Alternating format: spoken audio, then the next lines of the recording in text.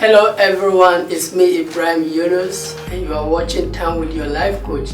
This is a place to be to create the life you desire. To create the life you truly desire in your life, not the life the society places on you. To create the life you truly desire and to change yourself and change your life. Because we believe that if you want to change where you are, then you need to change who you are. Because if you change who you are, then where you are will surely change. And today our topic is a topic I truly admire so much. This topic really changed my life. It's about 5 principles.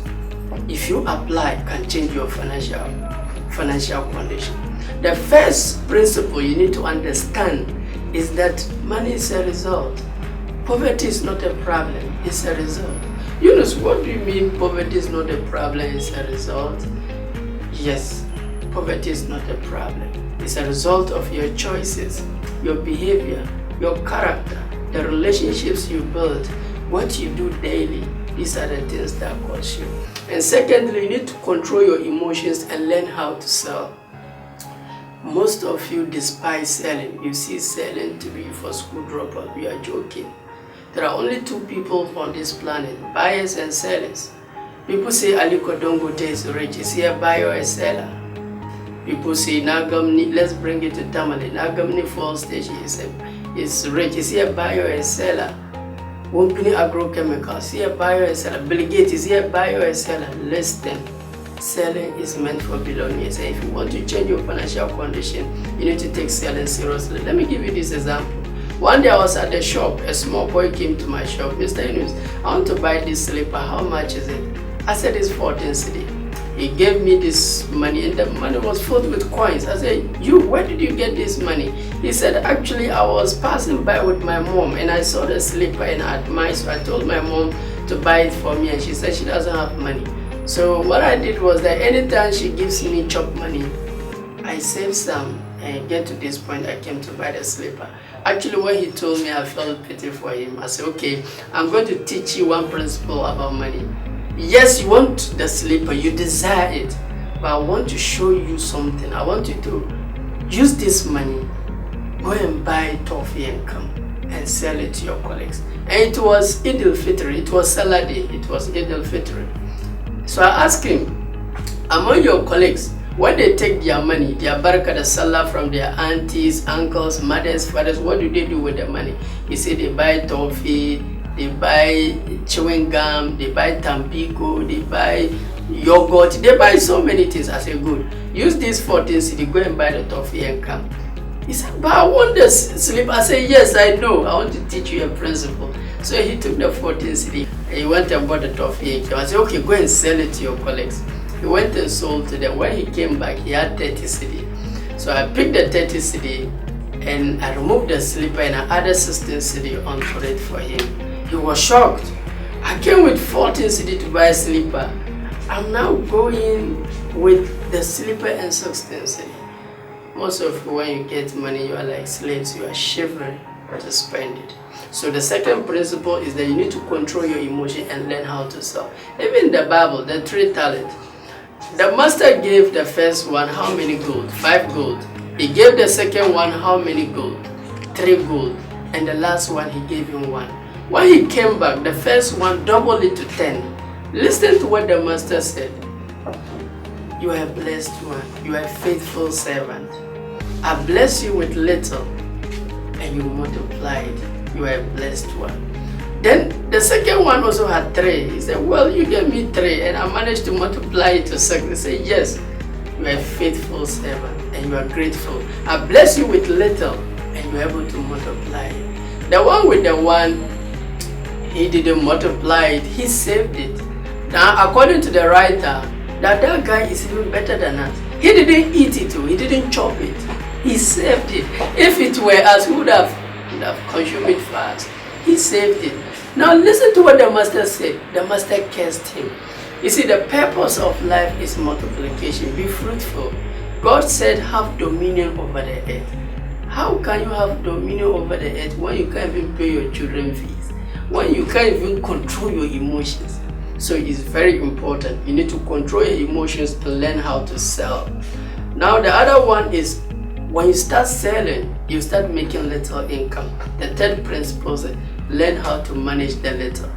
Now there are a lot of people, oh, it's little, let me just spend it, the big will come. That is not true. I remember when I was at the college, my thought was, oh, when I start taking allowance, things will be okay. Allowance start coming, I think it was 300, 400 thereabout. And I said, no, the 300, 400 is small. Maybe when I start taking salary, then I graduated into salary. And still, it's not helping me. I was not able to manage it. I was not able to save anything. Then I said, okay, when I go and do my degree, my salary will increase. My salary keep on increasing. The sad thing is that the more your salary increase, the more your needs and your desire increase. So, and you are the same person with 400 and the same person with 1,000. You are the same person with 2,000. Listen, if you cannot save 10 cedi when you have 100 cedi, you cannot save 100 when you have 1,000. You are still the same person. So it's a habit. If you cannot save 10 cedi, then save 1 cedi. Learn it as a habit. It's very important. So people ask me, Yunus, how do you achieve your dream? You save for it. You don't beg for your dream. You save for it. If you have a dream and you have no payment plan for that dream, trust me, you are just joking. It's a wish. God will just send an angel. No, it doesn't work that way. You need to save for your dream. I need to save for what I'm doing. It takes money to do certain things in life. You don't just sit down and just be wishing things. You don't know, things don't work. God gives you time. He gives you brain. He gives you a heart. He gives you what? So God should give you money again. Look, I see a lot of people go to the mosque, church, they pray to God for money. God don't give money, He gives idea. If you pray to God for money, He won't give you money, He will give you an idea. The problem is that, I don't know. I see people praying. Look, God never gave Adam a chair. God never gave Adam a table, but He created a tree. Adam should use his brain and carve a table and chair from that tree. Whatever you want, with application of your brain, with your mind, you can achieve it. So we have to take what God has given us seriously. It's very important. Now the fourth one is people ask me, so Yunus, how do I learn to save? One, pay yourself first. Many people, when they take their pay, they go and spend it on their needs, desire, then if some is left, then they will say you are joking. Your needs and desires are more than any income you make. Oh, now I'm making 400. Let's say if I'm making 10,000, your needs will rise to 10,000. So it's about habit. You need to discipline yourself to save. The Bible says the wise man saves for the future. I was shocked when he said the foolish man spend whatever he gets. Be careful. If you are not saving, then you have no future. But who will help you? It's you. If things will change, it's you. So how do you learn how to save? Pay yourself first. When you take your salary, a percentage of that income, put it in you. You pay everybody. Why don't you pay yourself? Pay yourself. You deserve to be paid. Because that is that money that will help you in terms of emergency. What if you are sacked from your job? 6 months, can you leave? You have to be careful. It's very important. Now, it's not about just paying yourself first. Do it consistently. Now the problem is that some people will save the first 3 months, then the 4th month. Look, you cannot. Let me help you. The saving should be automatic.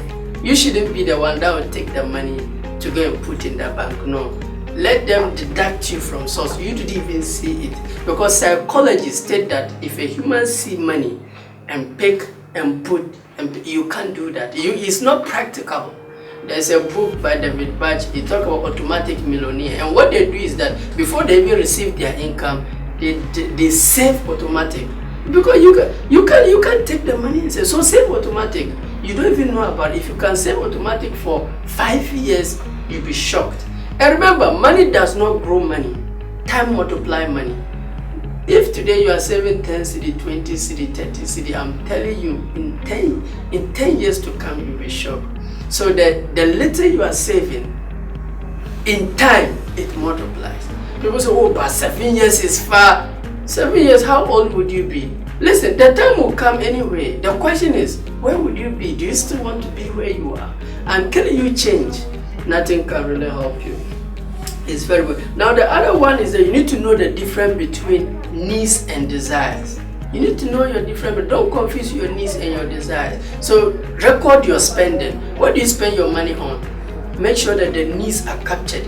Know your needs. Your food, take care of it. Your clothing, take care of it. Your bills, take care of it. Water, take care of it. Your children, health, drugs, take care of it. These are needs. These are really needs. So separate your needs from your desires. As for needs, you can take care of your needs, because your needs will never grow, but your desire will always grow. I remembered there was a time I just wanted a bicycle. Then when my income rises a level, I wanted a motorbike. Now that my income is rising small, now my thought is to get a car. These are desires. Desires are things you can live without. Desires are even things you buy just to impress others. The sad thing is that you use your money to buy things to impress people who wish you dead. Why not saving that money and use it to change your life? It's very important. Now, so you need to know the difference between this, and the other to know the difference between asset and liability. Asset are things you spend your money on that brings money into your pocket. Liabilities are things you spend your money on that takes money from your pocket. So when I was at the college and I just got married to my wife, I was trying to look rich. I thought there's a difference between looking rich and being rich. I didn't know. Many people are trying to look rich, but they are very broke. You see, you have to be rich to look rich. Don't confuse the two. You don't have to look rich to be. Looking rich, you spend all the money you have to look rich, but you always be broke. You have to be rich to look rich. You don't try to impress people who wish you dead. Why should I do that? So you need to know the difference between your asset and liability. So when I was at the college, I was young, I never knew. Our accumulation came. I went and bought Mapuka for my wife, and I bought Combien for myself. I went and bought air conditioning, flat screen TV. I went to Melcom, bought some chairs, table. Look, I decorate my room, power, look good. Those kind of things. And I met my mentor. He said, Yunus. He said, Yunus, what are you spending your money on? I said, of course, I'm spending money on assets. He said, no. Assets are things that bring money into your pocket. Liabilities are things they depreciate in value. They keep charging you. I said, what do you mean? He said, that flat screen TV I have, does it give me money? I said, no. He said, the Combien. I said, no, it consumes a lot of fuel. He said, okay. The air conditioner. I said, oh, so much. Then you are still young, don't try to look rich before you become rich. You have to be rich to look rich. So then what I did was that I sold my Combien. And I bought Mapuka, and I added some money on the Combien, and I went and bought photocopier. And the funny thing is that I'm a teacher, my wife is a teacher. Anytime it's end of term exams, I'll do photocopy for this girl, get 400. Photocopy for this girl, get 300. Photocopy for this girl, get 250. So I started saving those money. I started my shop. Today I have 2 employees. Even a boy came to buy 14 cedis slipper from my shop. And it didn't change because I changed the government. My life didn't change because I changed my friends or I changed my mother, my father. No, it changed because I changed myself. I formed good habit and I changed myself. So to conclude, I want everyone to understand that you can change your financial destiny. Money is a result. Illness is a result. Good health is a result. So it's very important. So know that poverty is not a problem, it's a result. Control your emotion and learn how to sell. Manage the little you have and learn how to save. Pay yourself first and track your spending and know the difference between assets and liabilities. It's very important. On this note, I would like to thank my producers, OG, my deputy manager. I would like to thank the secretary makeup artist, Jessica. I also like to thank production assistant Kenneth, Selom and Exhibit, and I would like to thank the director himself, Joe Gamele. God bless you all. If you like my video, kindly like, comment, subscribe and share. And remember, I'm well known with this statement: status in the world is not defined by what work you do, but by how well you do it. It doesn't matter what you do, whatever you do, give it from your heart, and everybody around you shall benefit from it. And be givers in life. Don't wait for people to show you love. Give love first. And remember what Prophet said: La yu'minu ahadukum hatta yuhibba li akhihi ma yuhibbu li nafsihi. That none of you is truly a believer until you wish for your brother what you wish for yourself. I wish myself the best. The team wish themselves the best. I wish you the best. God bless you. Thank you.